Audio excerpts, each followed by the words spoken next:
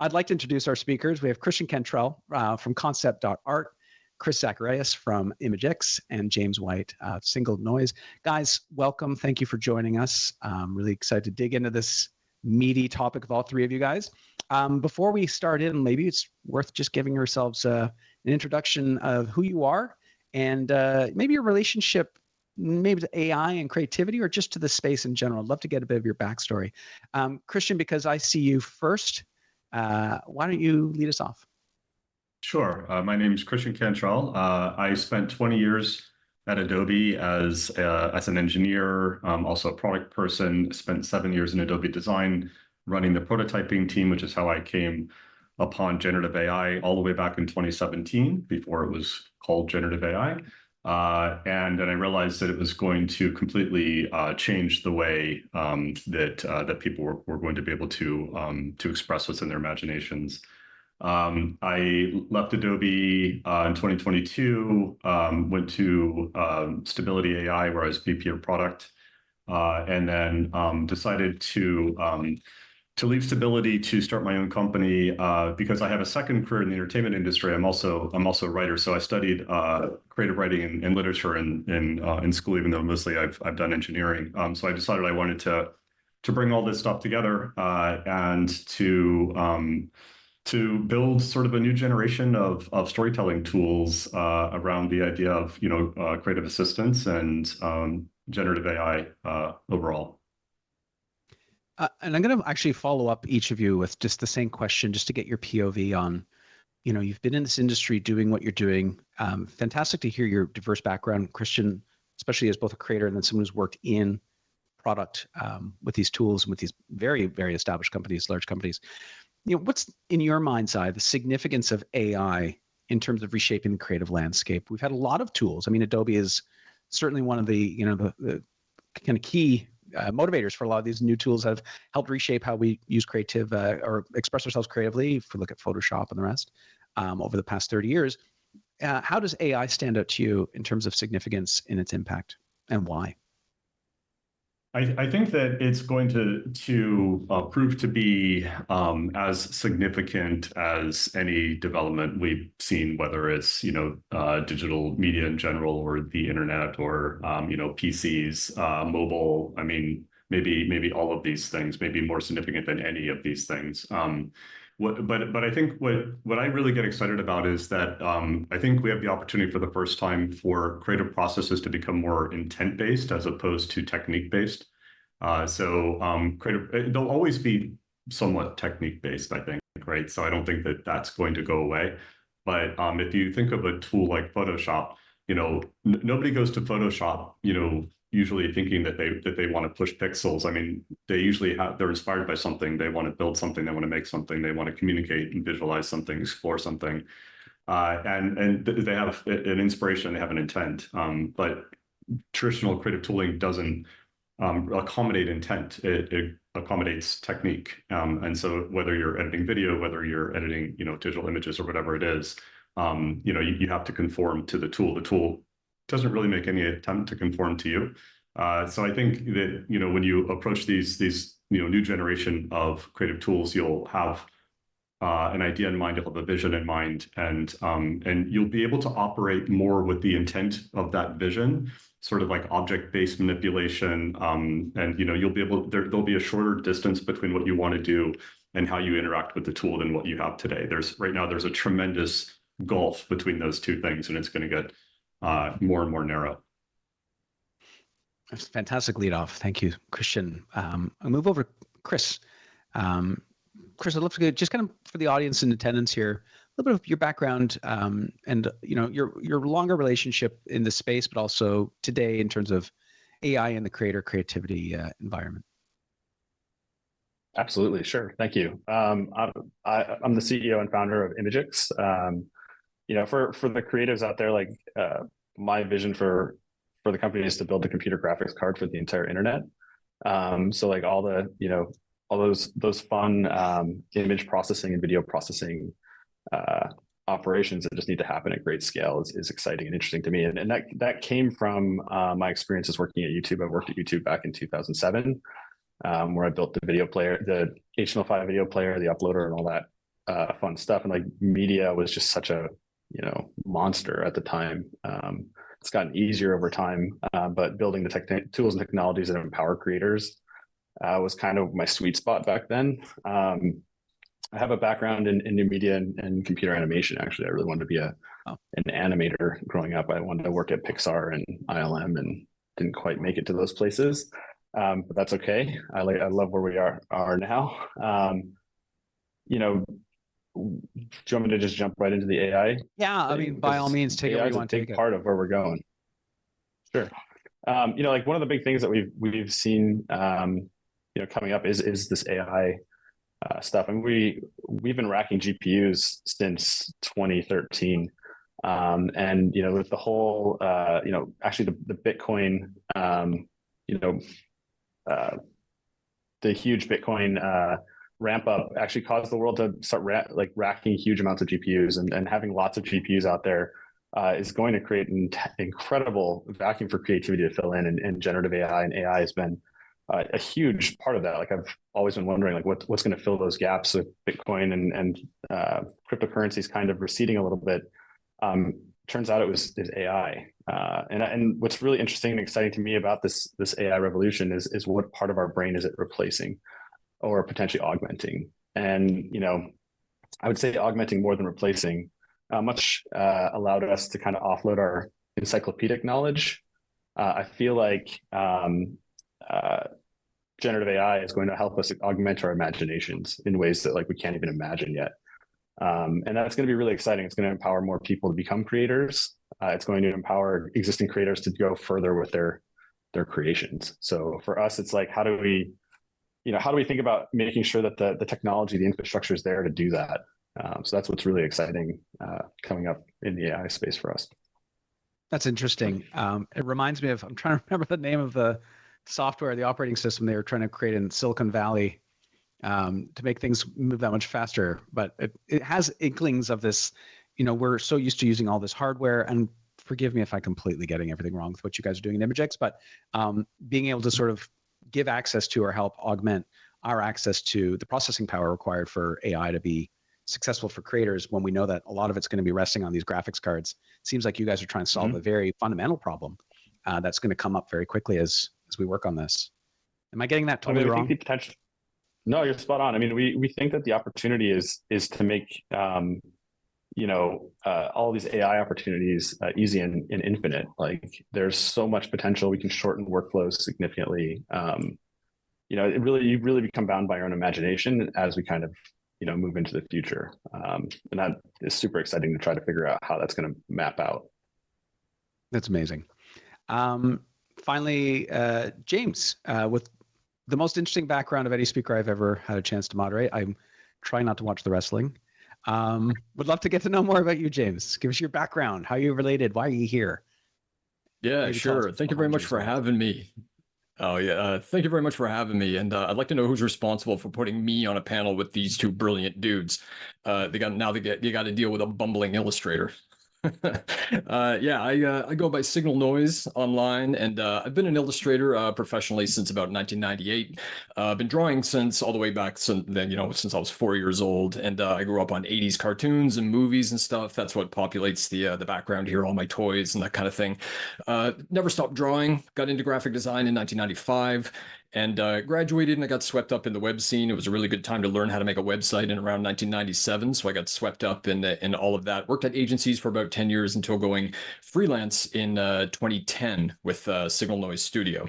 And worked freelance for about 15 years, and recently just accepted a full-time position in the retro gaming space, which is amazing, working with a lot of really super creative people. And it harkens all the way back to my childhood, because I'm an illustrator, and a lot of my influences come from the 1980s. Like I said, all the cartoons and the movies and the toys, wrestling, comic books. I got a bunch of them right behind me. So that's all where my influence comes from. I do a lot of stuff with muscly people punching through brick walls and lightning bolts and rainbows and all that kind of stuff. So so I'm excellent. The short answer is I'm a professional illustrator, and so I'll skip into the AI topic if you want me to straight away. All right. I'd love to know your relationship as an illustrator and artist as well, James, with the tool, but your view from an artistic standpoint. Yeah, sure. It's look, listen, it's scary as hell. All right, being a professional illustrator these days, and I might be the outlier in here, but it's incredibly interesting, incredibly exciting. New territory is always what an illustrator is looking for, so that's really cool side of it. But it's also it is scary because as an illustrator, and a graphic designer, I don't know where the future is heading with all of this stuff. I would like to say I'm more excited about it than I am scared. In all honesty, I've been experimenting with AI I'm a noob, so, about a year and a half. I started getting into Midjourney when it was kind of crummy, like V2 or whatever, and seeing the rapid pace of it getting better at what it does is incredible. So my goal, and again, just based on my experience with AI, is I'm trying to figure out the ways that AI can help me within my own process, because as an illustrator, I've honed my process over the course of 20, 25 years, my digital process. So this new tool is incredibly interesting, but I'm trying to figure out a way that it can help me without kind of taking over the process, if that makes sense. And I know these are kind of topics that we'll get into along the way. So yeah, it's a new road, and the genie's out of the bottle, as they say, and I'm trying to figure out. I'm trying not to be scared of a new technology based on how powerful it is and the effect it has on my field. I'm trying to embrace it as much as I can and trying to figure out a way that it helps me in the long run. And I appreciate that vantage point, James. I think it's an incredibly valuable perspective. And as much as I love hearing all the other speakers, panelists here today, but also the talks I've been to and we've been seeing through FITC and everything else, there's a fine balance between getting excited about the future, but also I think there's a lot of people who represent your worldview, which is I kind of it's freaking me out here, right? And there's certain people who are like, oh yeah, I guess we're all safe. I actually view almost every job these days. Whenever I meet people, I'm like, how safe are you? Like, oh, my hairdresser, he's pretty safe for now until the figures out good hairdressing. Contractor friends, just to spiral off for a second, but thinking about job safety. That becomes a big topic for a lot of conversations, especially in the arts community. So I guess let's start with talking about how AI is, I don't want to say it's redefining the role of creativity, but how it's bringing the conversation about creativity and the role of creativity, who can be a creator, who can be an artist, to the forefront, especially because it's done such a kind of a scary good job of exposing what creativity we may have thought creativity was. Christian, I know you worked with stability. Maybe I'm going to lead off with you a little bit because you're sort of like in the belly of the beast in many ways, working through how these products came to be. I'm not sure. Did you guys ever have conversations? Have you been around long conversations around how AI is maybe challenging or redefining what creativity is? Is that a conversation you've ever been exposed to or had yourself? Yeah, that's something I spend a huge amount of time thinking about every day and have for years. I mean, really, since I started using GANs back in 2017, open source stuff that we could download from NVIDIA that created 64 by 64 pixel images, and I've been thinking about that very question every day since, as both someone who creates or builds creative tooling and also someone who's who creates. I'll say that I think the way I like to kind of make sense of this moment is that we've spent like the last 60 years or so on unlocking like the left hemisphere of computing, and we've just started unlocking the right hemisphere of computing. It's just remarkable to think that like I feel like we're just getting started with computing again, right? And I think that the impact of the right hemisphere, and specifically the ability to combine the two, is going to prove to be far more impactful than the former 60 years. So yes, I've thought quite a lot about this and what it means to start unlocking the right hemisphere of computing. I would say that where I am now, and my views are constantly evolving, and I'd love to be challenged on my views, and I'd love to discover that I'm wrong about something. That's actually always something that kind of feels good. It feels like you're learning and making progress. But where I am now is really focused on tools that Well, I'm inspired by this philosophy of Larry Walls, who created the Perl programming language, which is easy things should be easy and hard things should be possible. And it's very important to me that the saying doesn't go easy things should be easy and hard things should be easy. It's hard things should be possible. And I'm very much interested in workflows that are inviting to anybody, but that also enable a mastery. Because, like, I don't really know what we're all here to do if not to get good at something and to master something and to enjoy that journey, right? Even if you can sort of click a button and skip to the end. I do want to build tools that enable people to express themselves and communicate what's in their imaginations if they don't have the technical skill or they haven't spent years learning specific tooling or honing a craft. But I also want the people who have done those things to be able to do it better, and that because anything else feels a little dystopian to me, actually, right? So I'm a big believer in creating the future as opposed to predicting it. I think that's what we're here to do. And I'm trying to create a future that does democratize, but that ultimately also lets people become a master of new sets of tools, right? Take, in the same way we're going to combine the left hemisphere of computing with the right hemisphere of computing, people who are able to combine sort of the technical skills and the craft of creation, but also bring it to a generative AI world. Honestly, they should still be able to do more than the people who haven't done that. I love this idea of left hemisphere, right hemisphere computing. It's not something I've heard before, and I'm like writing it down right now, and I'm going to start like trying to incorporate it into how I think and talk about this very subject, because I think it's quite apt. When we think about, I've talked about compute like AI in an artistic concept, creative concept to artists, and oftentimes I try and use metaphors, and I think about systems. I think about how AI is really, really great at understanding and navigating complex patterns and systems.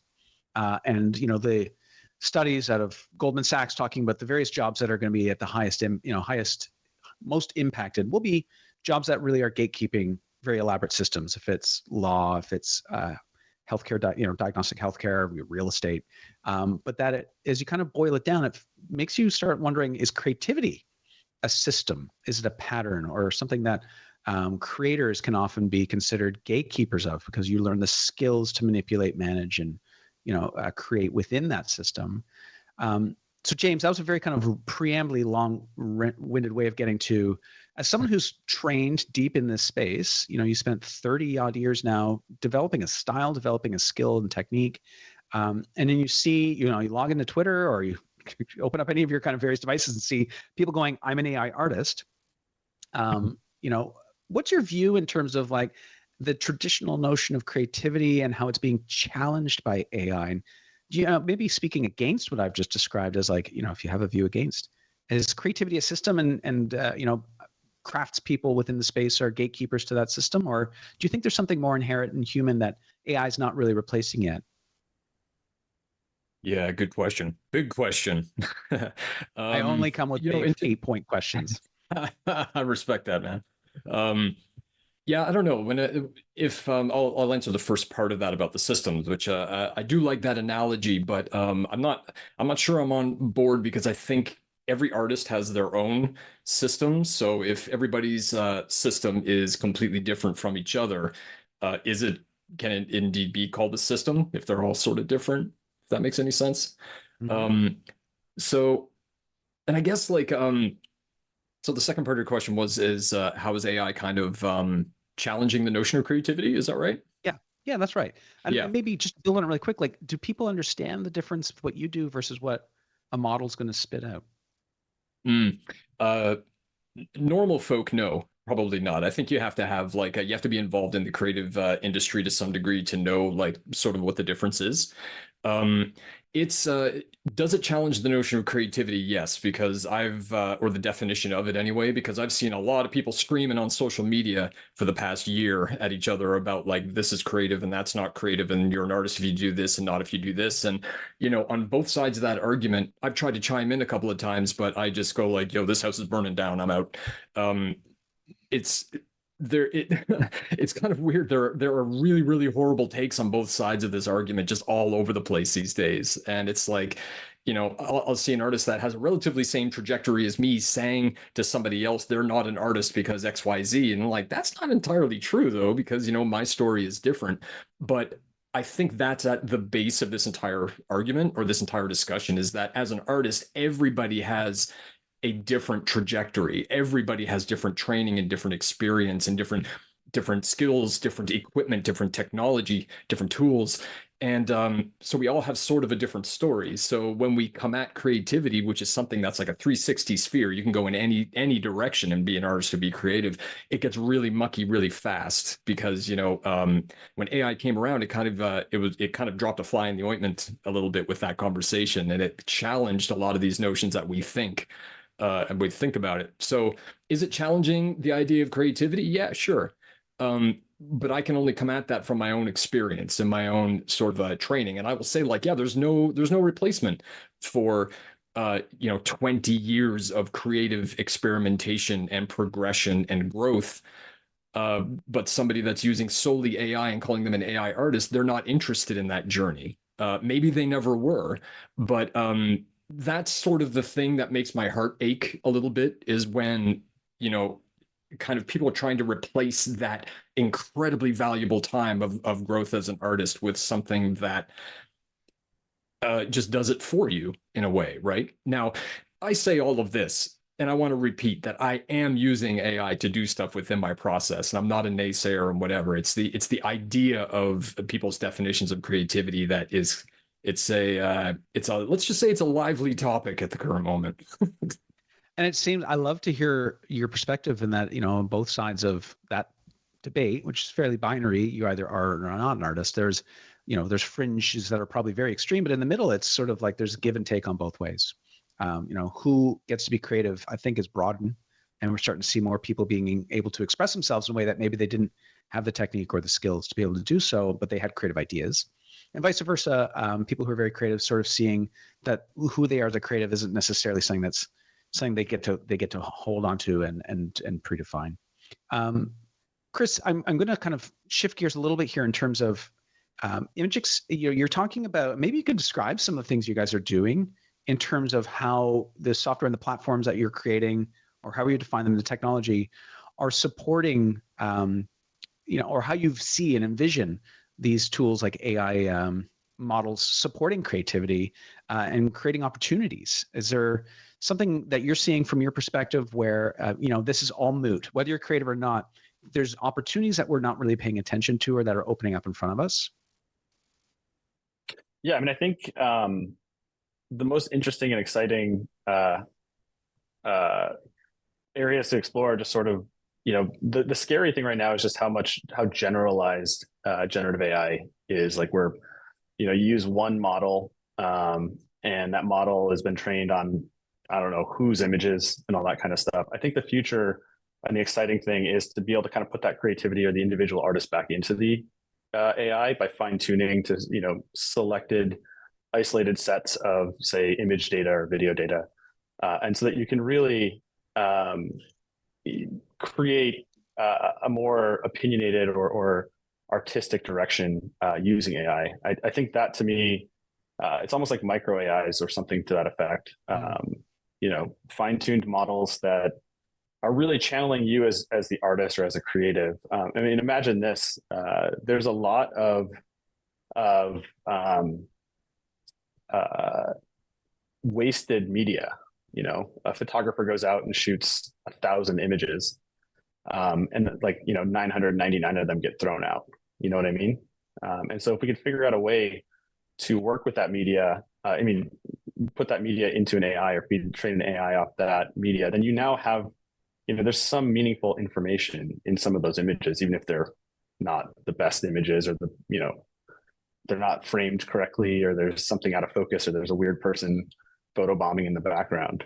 But with an AI, what's interesting and exciting is that stuff can help feed, a sort of perspective on how that scene should be coming together, or there's something interesting in that information that can help you then output a better image ultimately. And for us, that's what's really interesting is, all of this creative media that we produce being inputs into a localized AI that can be, generate, high quality outputs, and still everyone's very much a part of that creative process. It's like curating your media before it goes into the AI, and then generating, high quality and imaginative outputs from that. To me, that's a hard problem to solve, and one that requires, a lot of organization, a lot of making that easy and obvious takes a lot of infrastructure and work to do. But the output, I think, be very exciting. I love this idea of like a personalized model. James, I think about, you have a very distinct and unique style that you've cultivated for years, and being able to build a model that maybe is the James White Signalnoise model, and then be able to build off of that. So it's not about using other people's work, it's about exploring where your work takes you, and almost like a Inception-like quality to that. I love it, Chris. I love it, Ben. Like, can I just interject 1 second? Yeah, Chris, please. that's a dope idea with the additional photos in like a photo shoot or something like that, and learning from that, because any illustrator I know does like 10 sketches before they tackle like the final, and that is a very, very dope idea.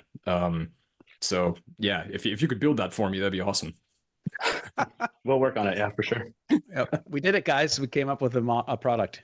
We got the right team to make it. Yay! Woohoo! We're done. Okay, Sean can send us the invoice later. So, Chris, I'm going to shift to you. Your concept art. Maybe can you explain a little bit more? You gave us a bit of introduction here.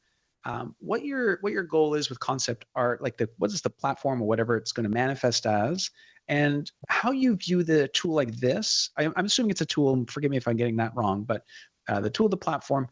How do you see these sorts of tools becoming?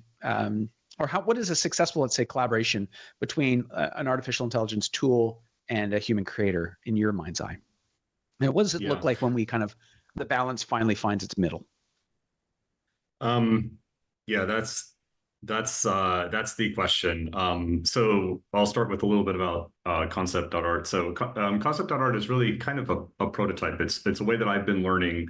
I spent a lot of time with diffusion models at Adobe and at Stability. And then, when I started getting my hands on LLMs, we started thinking about, these, generative AI in a more multimodal context. I wanted to write some code and build a product and put it in front of some people just to kind of hone my own instincts and to really come to understand the technology at a fairly low level. So I built Concept.art, and it's if you go to Concept.art, you can see it, or you go to alpha.concept.art, you can see it. It's you can kind of use it a little bit with an API key, but mostly you use it sort of through invite codes that I send out. And the idea was to combine 3 different workflows, which are never combined today. One is around the entertainment industry specifically. So I'm here in LA, and I'm really kind of focused on storytelling. I kind of split my time actually between LA and Palo Alto for like technical stuff up there, entertainment stuff down here. And I really want to explore how generative AI can influence and supercharge and generally affect existing creative workflows and how they lead into new creative workflows. So it does 3 things. There's a script editor, so you can write content, create content. There is a content analysis workflow, which is called coverage. Coverage in the entertainment industry is essentially summaries of screenplays or novels or whatever it is. It's essentially human compression of content, right? So it's basically, there's so much content out there to consider that a whole bunch of people, whether you're in the mailroom or you're an assistant or a hired reader, people are paid to condense and summarize this material so that creative executives, managers, directors, even actors can consume more of it. And then there's the content breakdown, which is, okay, we've greenlit something, we need to, extract props and extras and costumes and visual effects and sound effects, and that stuff that's all done by humans. And it's and I don't think people really love doing a lot of these things, right? So the idea was to combine these three workflows into one tool and see what happens, right? Like what happens if you can, essentially be reading your coverage, which is what would be sent out to, let's say studios or creative executives.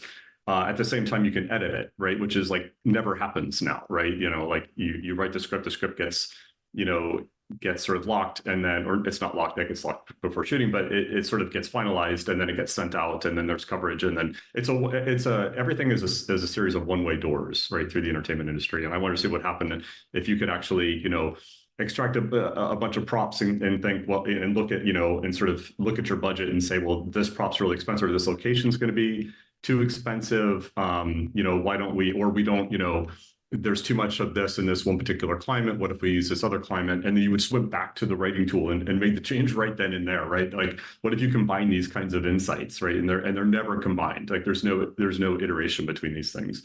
So that's what Concept.art is. It's an experiment. People are using it every day. People are using it to generate coverage. They're using it to break down scripts. And it's going to hopefully lead to what I ultimately want to build. So again, I want to emphasize it's still kind of a prototype, and what we're building now is going to be much bigger than that.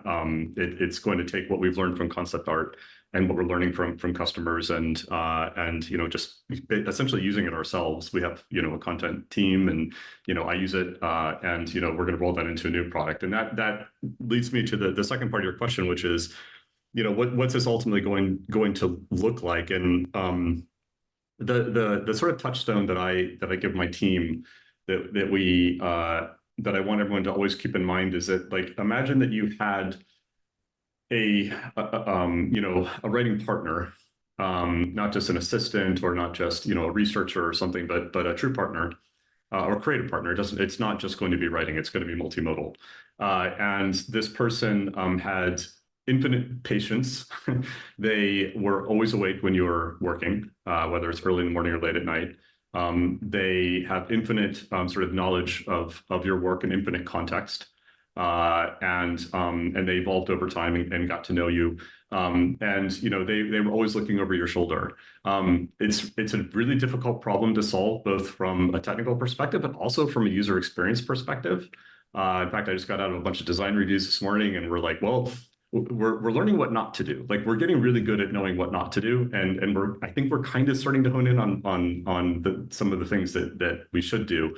But ultimately, it should feel like that sort of ultimate creative partner who's always with you, and you can be vulnerable in front of them. You can make mistakes. You can say dumb things in front of them, and you don't have to, not like a writer's room where, in a writer's room, like, you want to be a little bit careful about what you say. You don't want to throw out the bad ideas. You want to. But with an AI, you should feel much safer to explore a lot of the bad ideas until you find the good ones. I mean, you've described it in such an interesting way, this, no, I wouldn't say unbiased. I'm sure there's a whole other panel we're going to be doing about biases, but it's a partner who is always available, who's always willing to work on things, who has deep, rich understanding. They act as a second brain in many ways. I guess, I think about myself these days. Like, I've been using ChatGPT and the rest of them on and off now more and more and more, and finding my mindset changing in terms of how I approach problem solving and even creative exploration. I start now leaning towards these tools far quicker, saying, well, I'll confess, like, this whole outline that I've organized for this panel was a brain dump into ChatGPT going, I'm too busy, help me figure this out. I want to make sure it's organized, and then work from there. And it becomes really enticing because it's like, oh, this is so much easier now. And you almost it's like a certain self-discipline around, this is a tool, it's part of a process, but I can't make it entirely my tool. And I think about that with a lot of these tools. And, James, as someone who's sort of leaning in right now to this space, as it sounds like you're doing, coming from the more traditional methods and techniques, I'm curious, do you have a viewpoint here on, like, how you expect it's going to foster creativity, or, even are you concerned about it may risk stifling creativity? Have you given any thought to that? Yeah, absolutely. I'll springboard first from what Christian said. Um, I like the idea of having like a sort of editor, a really smart, collaborative person that knows you and knows what you're working on, helping you along the way. Because right now I'm in the process of illustrating my own comic book. So it's all the characters I created on my own. Like I did this kind of before getting into any AI.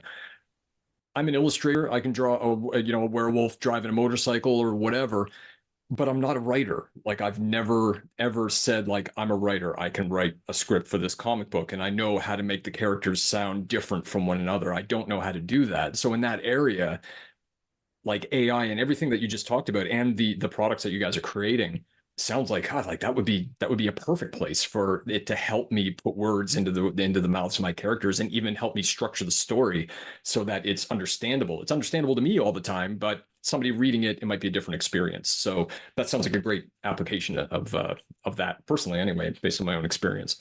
Um, so, in terms of stifling creativity, now again, I can only talk about this from my own experience and trying to get AI to help me with my own illustration work and drawing and sketching and all that kind of thing.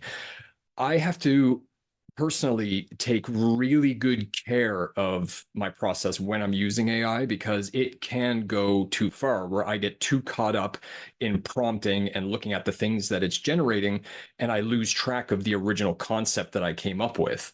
So, and it becomes more about the AI and less about me. So, as an artist, I'm a human being and I always want my art to be mostly me no matter what tool I'm using. Like I want it to be me. I want to look at it and say, I did this, I made that choice and this choice and that choice and that choice.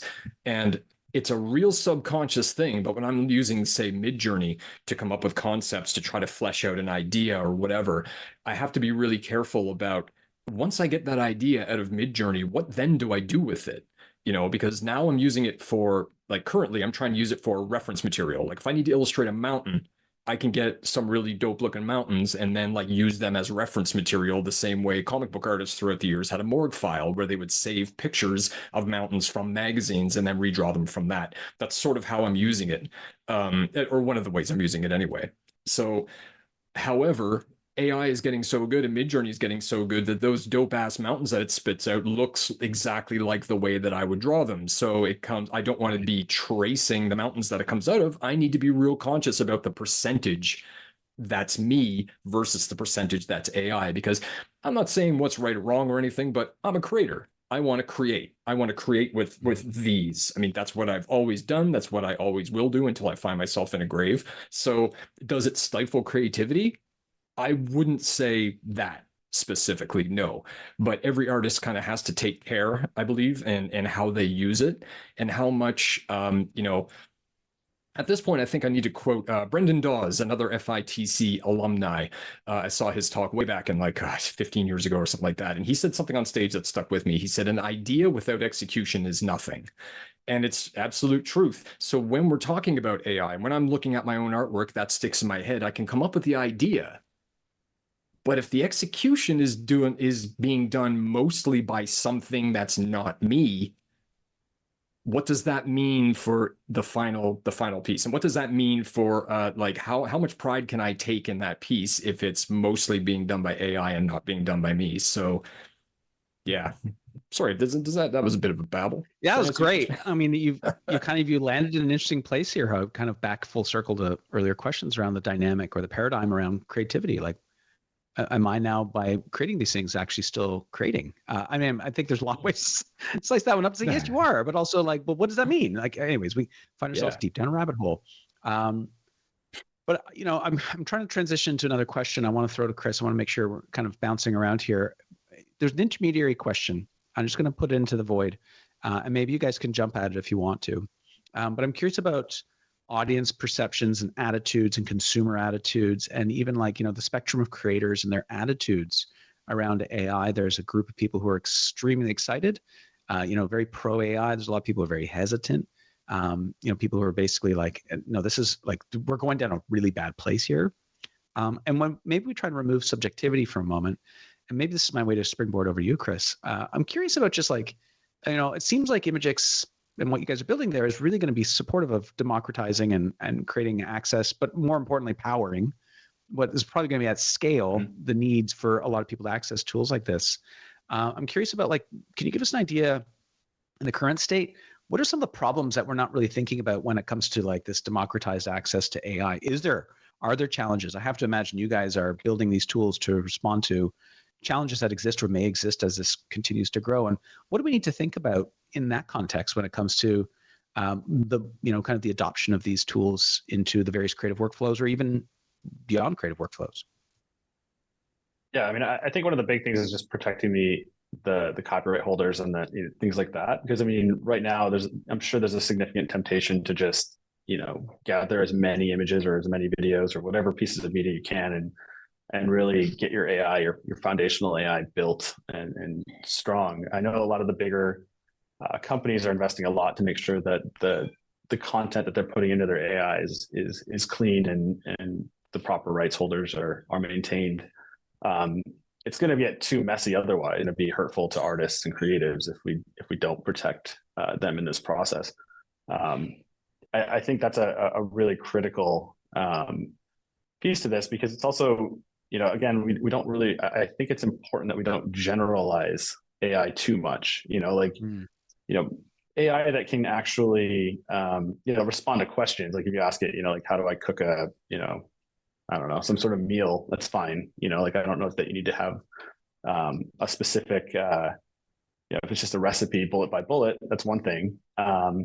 But if it's, like facilitating creating a piece of art, like it can't be sourced from other artists unless they have the permission. So I think like that's like a big thing that we think a lot about on our side. It's like, how do you build clean foundational models, and then how you enable people to fine tune it to their specific assets, so that they can get the value out of it, and without necessarily having someone, kind of take their visual approach or take their, commoditize their visual approach, right? So like, how do you organize, how do you protect, how do you make sure these AIs are clean and operating with the right intentions?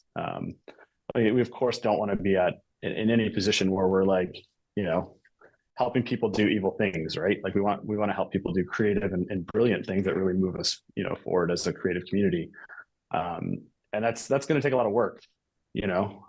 People are right to be afraid, because bad actors can just, spider the web, pull all the images down off your website and put that into an AI. And next thing you know, they're spitting out, output images that look very similar to your stuff, and like, how we have to like stay ahead of that for sure. Are you guys working in that capacity? Like, it's funny as a tangent, but back in the NFT days, those heady days, I remember explaining to some of the people I was talking to, and we were trying to get past the pyramid scheme baseball card aspects of what NFTs were becoming, and talking about the technology in terms of what its actual potential impact could be.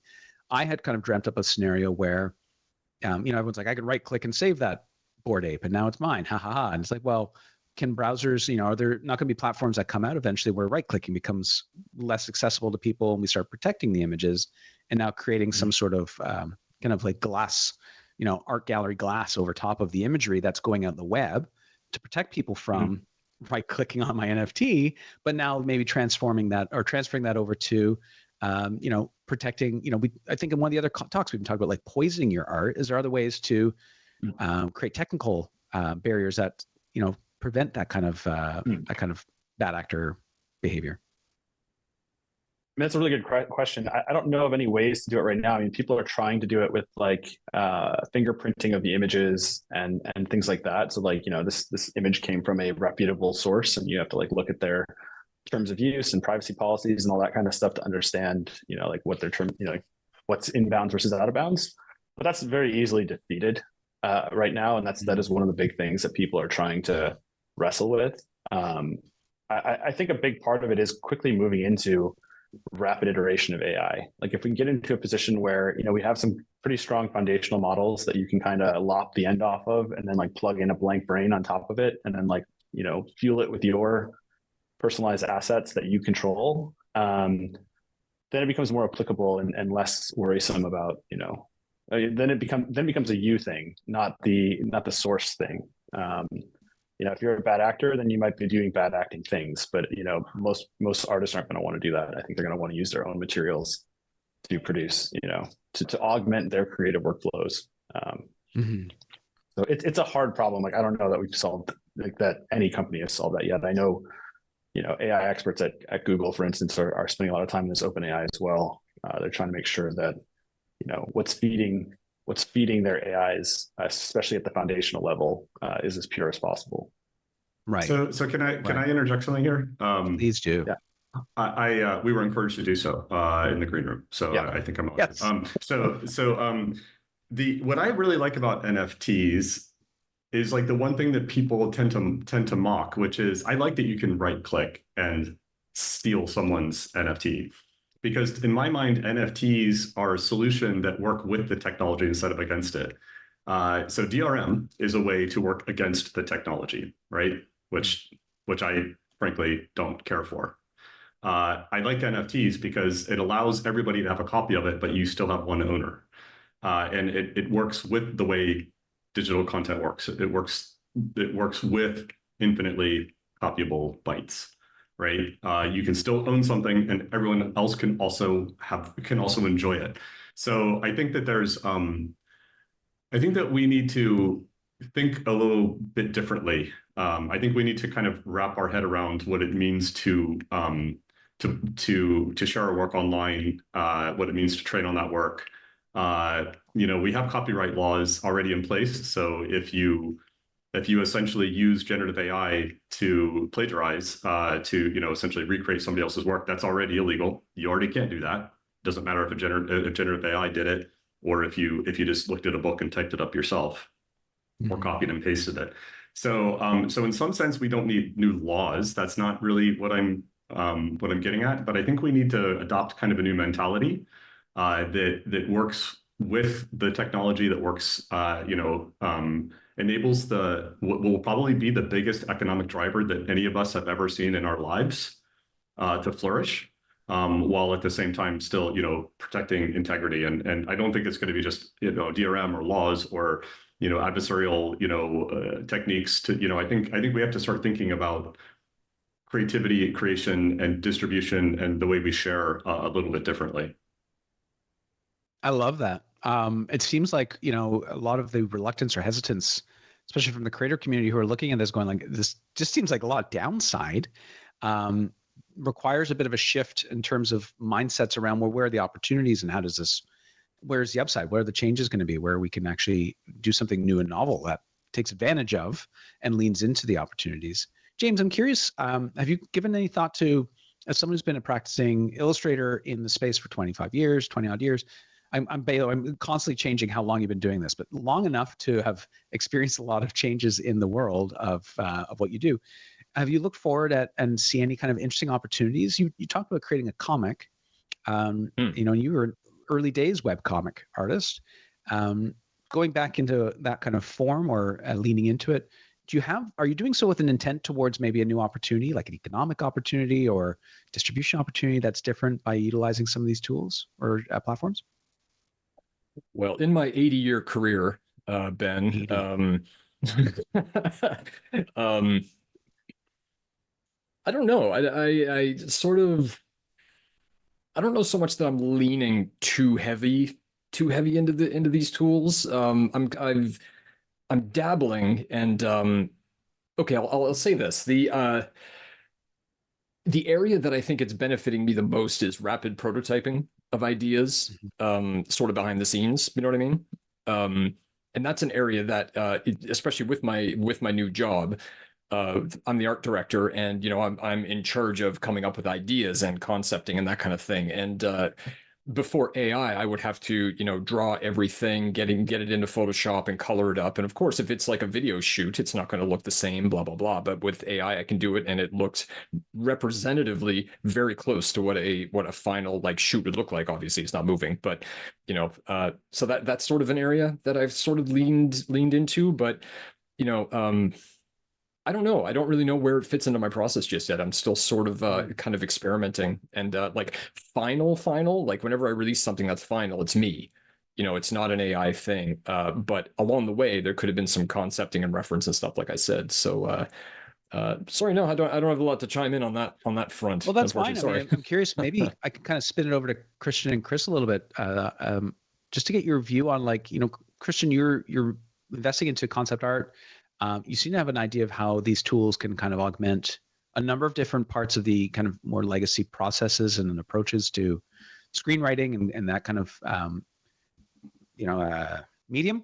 But do you guys see other ways that these tools and technologies could benefit creators that maybe aren't being talked about a lot, but that really are like, hey guys, like this is really the big thing that's exciting? Or are you excited about maybe where we're headed that may open up new opportunities beyond just simply, augmenting current workflows, but maybe creating new opportunities, is it new markets, new distribution channels, new ways of capitalizing on the content we're creating, or other?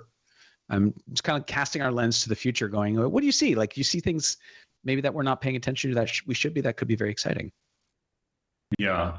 So I could go on and on about this, like everything from sort of inception through, distribution. I think, AI will affect and already is affecting. I mean, a lot of the algorithms that we see that drive distribution and engagement are already powered by AI.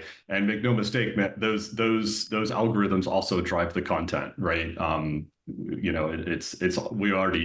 already seen it, and we'll just see more of it. But like what I'm most interested in is this idea of iteration. And I really like James' comment there. I really like your use of generative AI for rapid prototyping, and then and my guess is, and correct me if I'm wrong, but my guess is that you're okay putting in the same amount of work on that final piece, right? My guess is you're not trying to do less work. You're trying to do better work. You're trying to find the ideas faster. You're trying to get. I mean, the prototyping. I've done just a lot of product and prototyping in my life, and ideation and iteration. And I've done it in the software industry, in the product world, and I've done it in the creative world. And it's about getting through all the bad ideas until you start finding the good ones. And tools that you can use to get through the bad ideas and to help visualize things and to bring enough fidelity that you can actually see it as fast as possible. I'm very, very, very interested in that. In fact, that's probably my biggest obsession in this space. And then when it comes to the final product, I don't really care if it's cheaper or faster. That's not what I told my investors when I was raising money. I told them, I'm going to enable cheaper, faster entertainment. So if you go to Concept.art, you'll see accelerating entertainment, right? And that's not actually what I believed. I just said that for investors because they're like, oh wait, you can make more content cheaper? Okay, sure. I don't know if it's going to be cheaper or faster. What I care more about is that it's better.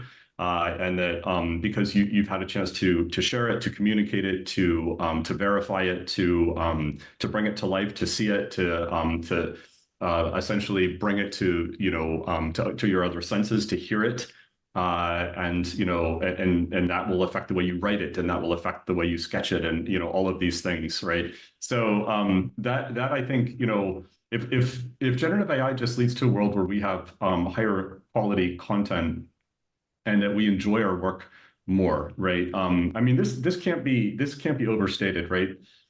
Like the parts of the creative process that we enjoy the most, we should preserve, and the ones that that feel repetitive and that you feel like you have to just get through to get to the good stuff.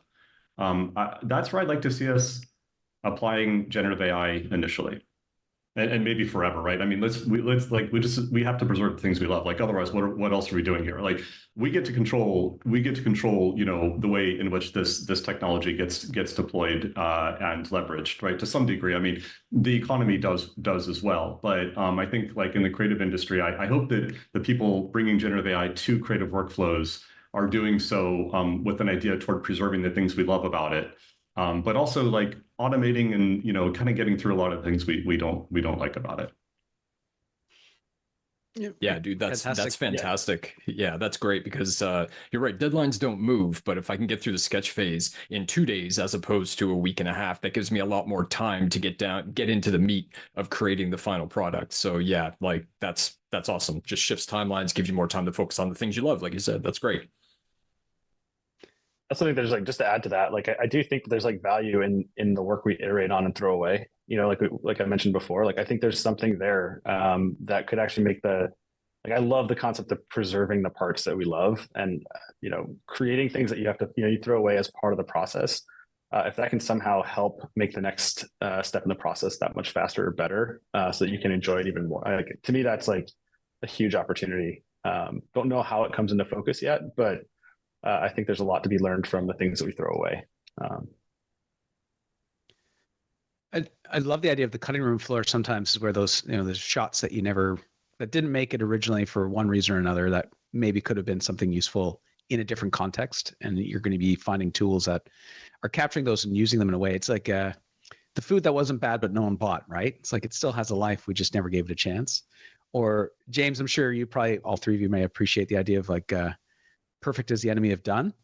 We all as creators want to make something perfect, but oftentimes, especially if you have a client or a deadline, you have to get it done, and that often leaves a little space for perfection. But most creatives will stay with things as long as they can, and maybe what we're getting here is more time to spend with the parts that matter, so we can push ourselves further versus just make things faster, cheaper, and easier. We've got 2.5 minutes left. I'm going to just make this one into a lightning round on where you hope things are going. From an optimistic, lots of challenges. We can get through that in another conversation, but there's so much potential, and it really does feel like we're at the foot, the base of a very large mountain that we have yet to summit in terms of the opportunity. So if you guys were to look forward and say like, gosh, I'm excited about this potential, or I wish this would happen, or I'm curious if we'll ever get to a place that we haven't really thought of. Do you ever have those shower thoughts? And if so, what are they? And I'll kind of open this one up to any of you to jump in and just say, like, next couple of years, what are you hoping to see, or what are you excited to see happen? Yeah, I'll jump in from the illustration point, and it's something both of you guys have said throughout this. I want something that'll just help me create art in the style that I'm already working in. So it just makes me a little bit more, not so much quick, but a little bit more polished. Things I can learn from. It can present new ideas and new ways of thinking about, how to illustrate a cool Lamborghini in a sunset, that kind of thing. Basically, yeah, strengthening the areas that I know creatively that I'm weak at would be awesome, generally. Amazing. Chris or Christian, you guys have any thoughts in that regard? Chris is scratching his chin, so I think he has a good thought. Go for it. Well, I mean, I think more of like a question I think about a lot is like, a big part of the creative process is just like in your own head imagining things and like having that inner monologue. And I wonder as we get better and better at this, if we start to lean on these AIs as sort of like a second inner monologue. And to me, that's just kind of a curious thing. Like, I mean, as we basically pair create with these things, like what happens, like what interesting things and exciting things happen there. I don't know, just something I think about all the time. I love that idea. That's a great concept, and that's kind of what I really want to be able to create with a creative assistant, like another sort of inner monologue. I would like to see us go in a direction where we can use generative AI to create truly novel ideas, and that's actually kind of like a difficult, research problem, right? So if you imagine creating something like Jabba the Hutt, and I like to use Star Wars because everybody knows it, and it's so imaginative, right? Where like a lightsaber, like imagine going to a model and prompting for a lightsaber if that model hadn't been trained on Star Wars, right? You'd probably get like a sword that was on fire, or you'd get, or it would just sort of be going off indefinitely, and you wouldn't get the right sound. You wouldn't get, so like how do you create things that the model's never seen, that it's not been trained on? It's an interesting research problem, and if we're not doing that, we're doing the wrong thing, because we don't just want to keep, we want to get away from like, in the green room we were joking around about sequels and about, like we don't want a world that's just constantly sequels. Yeah, I mean we have a short right there that demonstrates the point. Yeah, so we want to be able to we want a world in which we can use generative AI. It doesn't have to be generative AI, but we still need a world in which people can create novel ideas, right? Whether that's generative AI or whether it's someone with a paintbrush, it doesn't frankly matter. But I think the more people who can participate in the process of taking what's in their imagination, getting it out there and sharing it, and generative AI can help do that, then we just have to make sure that we're not just rehashing the past constantly. Good shout. It's a great ending, Christian. Sometimes it takes something like this to make us realize maybe we are. I think we had a speaker last spotlight saying we're in a crisis of imagination and we just don't realize it. And sometimes it's tools like this that help us realize, like, if you can type something into Gen AI and you're getting something back that looks really familiar, and it's because it's been trained on the same thing, and that kind of inception of ideas kind of cycling through. When you should be looking at these tools for ways to break out and find new and novel ways of creating stories, creating art, creating ideas, and sharing with the world. We're out of time. So I'd like to thank all three of you for taking time out of your day to join and share your thoughts with us. We barely scratched the surface, but we definitely got through a lot of different topics there. So thank you very much. Hope it was as fun for you as it was for me. And I will hopefully see you guys in person at some point in the future. Otherwise, best of luck with all of your various pursuits. James, I'm very, very excited to see what happens with the Lamborghinis and werewolves. Oh yeah, me too. Okay. Seems like it. Okay. We're going to take another break, folks. 15 minutes, and we're on to our last session with Jared Ficklin of Argo Design. So please do stick around, and we'll see you guys then. Thanks.